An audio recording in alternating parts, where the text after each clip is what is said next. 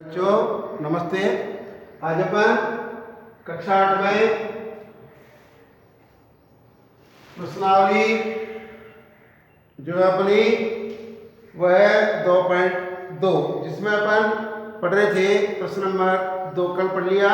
आज अपन प्रश्न नंबर 3 हल करेंगे। जो प्रश्न नंबर 3 है, दो संख्याओं का योग 95 है यदि एक संख्या दूसरी से 15 अधिक है। तो अपना प्रश्न है प्रश्नावली 2.2। अपना जो तीसरा प्रश्न है वो यह है, दो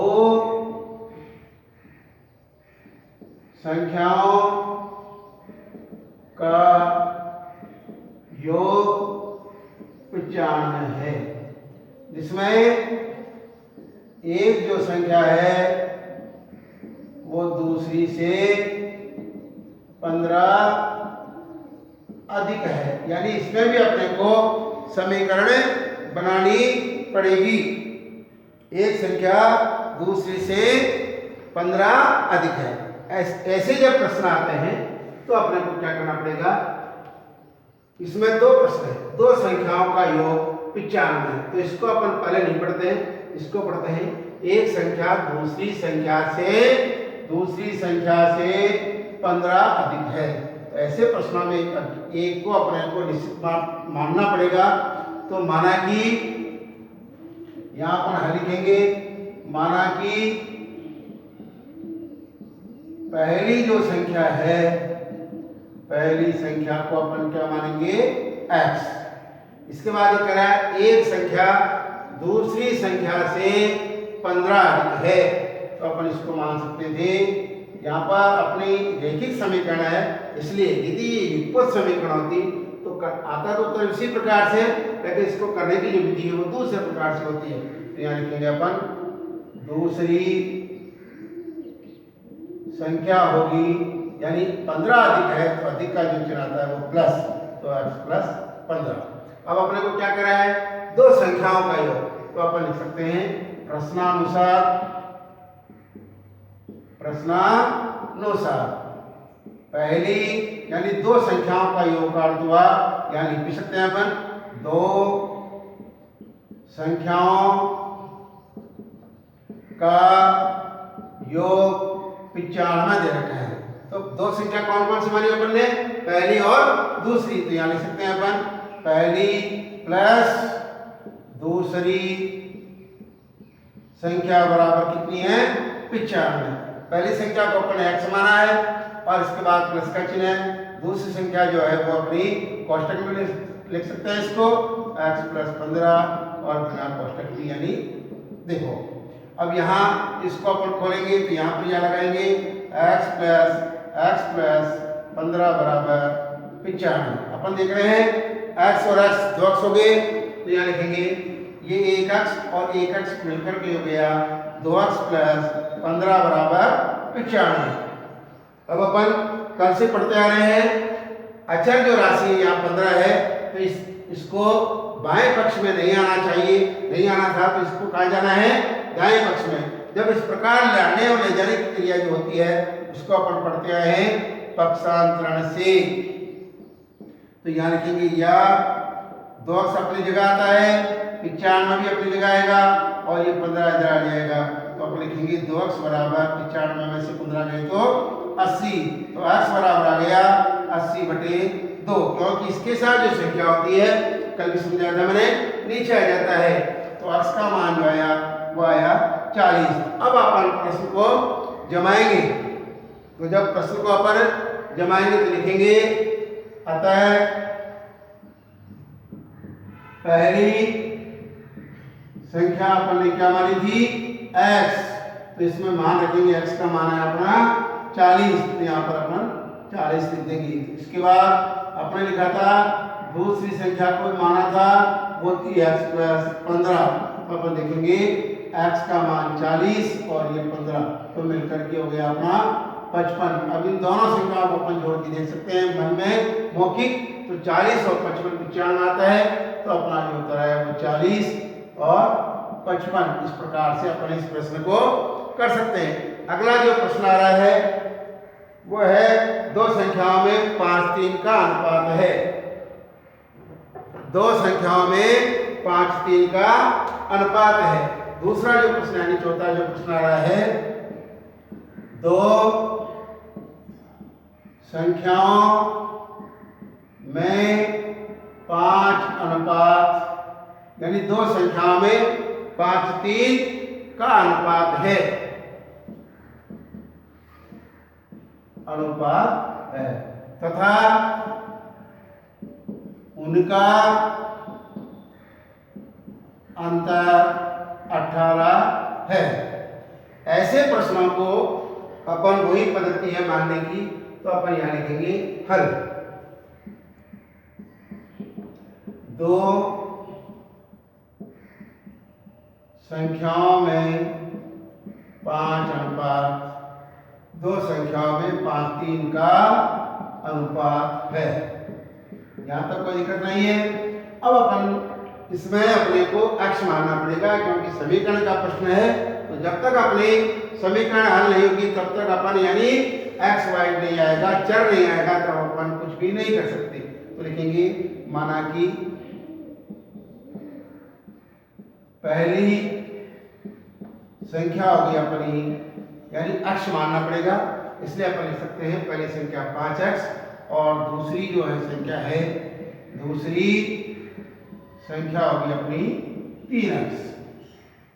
अब प्रश्न क्या करा है, दो संख्याओं में 5-3 का अनुपात को अपने लिख दिया तथा उनका अंतर 18 है। तो यहां पर लिखेंगे प्रश्नानुसार, प्रश्नानुसार।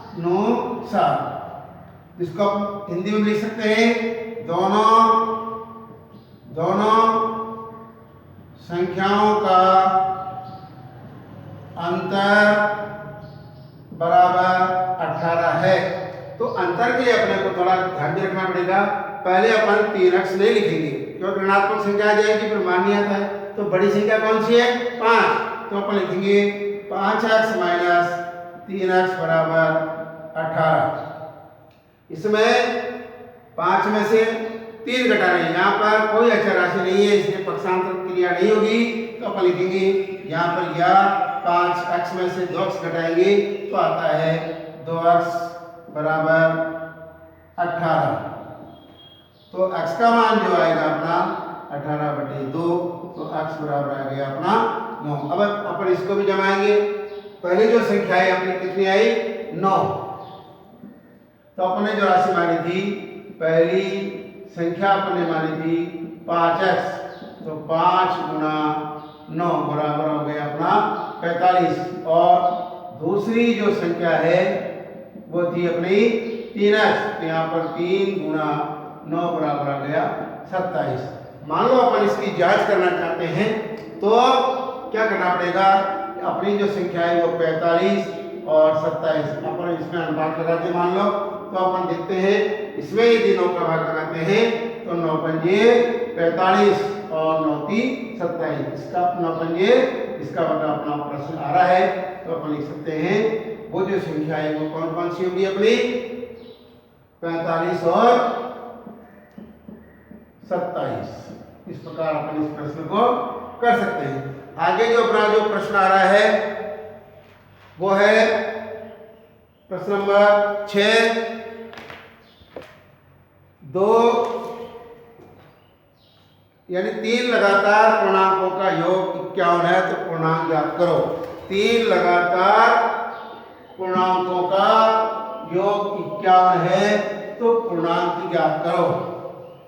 अपन ने प्रश्नावली 1 जब प्रारंभ में पढ़ी थी उस समय पूर्णांक, प्राकृत संख्याएं, पूर्ण संख्याएं, परिमेय संख्याएं, इस प्रकार अपन ने इनकी जानकारी कर ली थी। तो अपन देख रहे हैं 3 लगातार पूर्णांक। तो अपन जब पूर्णांक के बारे में पढ़ते हैं तो वो आता है 1, शून्य से प्रारंभ होती है। लेकिन जब अपन बीजगणित के सवाल कर रहे हैं, समीकरण के जब सवाल कर रहे हैं, तो पहली पूर्णांक संख्या अपने को x माननी पड़ेगी। तो पहली पूर्णांक संख्या कौन सी होगी, x। इसके बाद दूसरी जो पूर्णांक संख्या होगी, दूसरी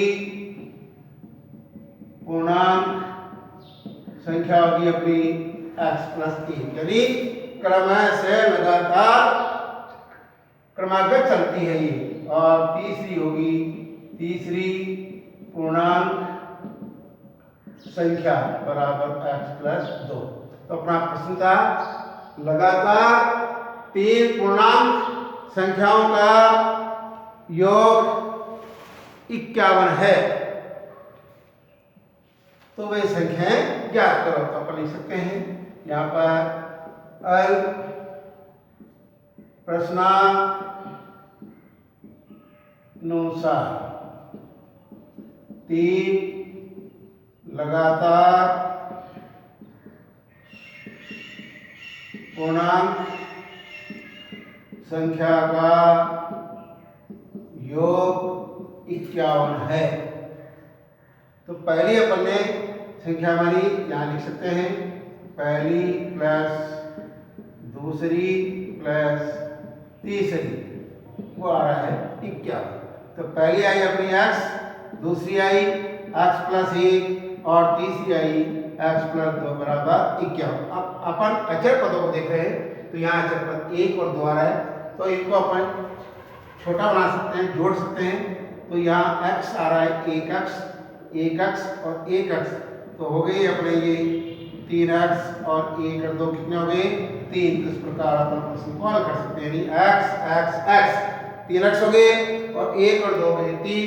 तो यहाँ पर हम पक्षांतरण विधि से हल करेंगे, क्योंकि यहाँ अचर पद कौन आ गया 3, तो यहाँ लिख सकते हैं पक्षांतरण से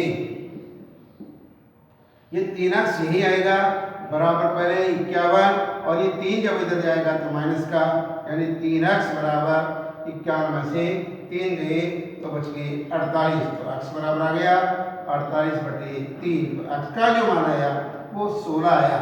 अब अपन क्या करेंगे, इनकी जांच करेंगे, यानी प्रश्न को पूरा करेंगे। तो पहली जो संख्या थी अपनी, पहली पूर्णांक जो संख्या थी वो अपने क्या मानी थी x, तो इसका माना गया अपना 16।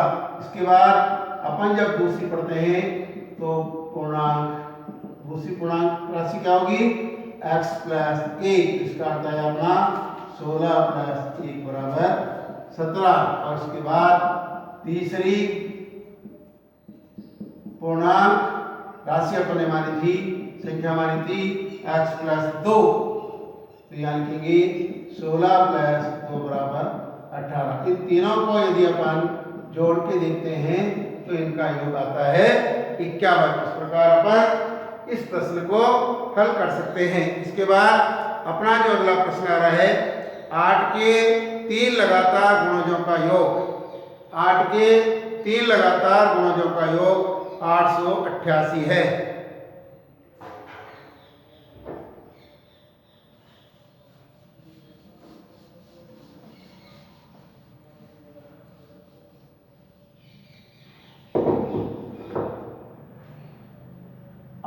के 3 लगातार गुणजों का योग 888 है। सबसे पहले तो अपने को यह समझना है कि गुणज क्या है। तो गुणज का आपने कक्षा 3, 4, 5 में पढ़ा होगा। वैसे तो उस प्रश्न को क्रमशः गुणा करना, यानी जैसे 8 का गुणज है तो 8 का पहाड़ा, जैसे ये इसके गुणज कहलाते हैं,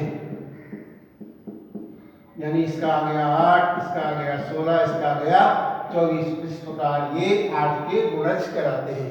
तो अपने को सीधी सीधी भाषा में समझ सकते हैं अपन, गुणज का तात्पर्य होता है पहाड़ा। तो अपन जब समीकरण वाले प्रश्न पढ़ रहे हैं और उसमें भी रैखिक समीकरण पढ़ रहे हैं तो अपने को क्या करना पड़ेगा, इसमें पहली जो संख्या होगी वो होगी अपनी x, यानी पहली जो 8 का गुणज होगा वो होगा अपना x। पहली जो गुणज आएगी अपनी वो होगी x, और दूसरा जो गुणज होगा वो होगा 8। तो आप लिख सकते हैं 8 का प्रथम गुणज x और दूसरा गुणज मानेंगे अपन 8x। दूसरा गुणज जो मानेंगे वो अपना होगा x प्लस 8। दूसरा जो गुणज होगा अपना यानी x में 8 जोड़ना और तीसरा जो गुणज होगा वो होगा अपना x प्लस 16 यानी अपने को 8 का पहाड़ा लिखना है। अब क्या करना है, 8 के 3 लगातार गुणजों का योग तो अपन लिख सकते हैं प्रश्नानुसार 8 के 3 लगातार गुणजों का योग 888। तो पहला जो है अपना x, दूसरा है यहाँ लिख सकते हैं अपन प्रथम, द्वितीय और तृतीय।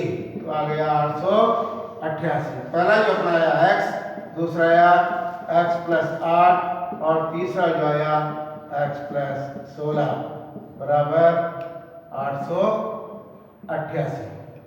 अब अपन यहाँ लगा सकते हैं, कोष्टक से बाहर निकाल सकते हैं संख्या को। तो x plus 8 plus x plus 16 बराबर 888। तो x यानी 1 2 3 तो आ गया 3x और 8 और 16 को जोड़ेंगे तो 8 यानी 24 बराबर 888। अब क्या करेंगे, ये 24 जो है अचर है तो इसको इस पक्ष में ले जाएंगे यानी बाएं पक्ष में, दाएं पक्ष यानी बाएं पक्ष से दाएं पक्ष में ले जाएंगे तो उसकी क्रिया को कहते हैं पक्षांतरण से। तो यहाँ लगाएंगे 3x बराबर 888 माइनस 24 तो घटाएंगे तो 3x बराबर 888 में से 24 गए तो बच गए 864। अब अपन क्या करेंगे, x का मान निकालने के इसमें भाग लगाएंगे तो 864 में भाग लगाएंगे 3 का तो 3 दूनी 6, 8 × 24 और फिर 8 × 24 तो अपनी पहली जो संख्या आ गई वो 288 आ गई। अब अपने को क्या करना है, इनमें मान रखना है। तो प्रथम जो संख्या मानी थी अपन ने, प्रथम गुणज माना था x, दूसरा गुणज माना था x प्लस 8 और तीसरा माना था x प्लस 16। तो x का मान जो है वो 288। तो सब जगह 288 आएगा। इसमें अपने को क्या करना है, 16 जोड़ना है, इसमें अपने को 8 जोड़ना है। इस प्रकार अपन इस प्रश्न को हल कर सकते हैं। धन्यवाद।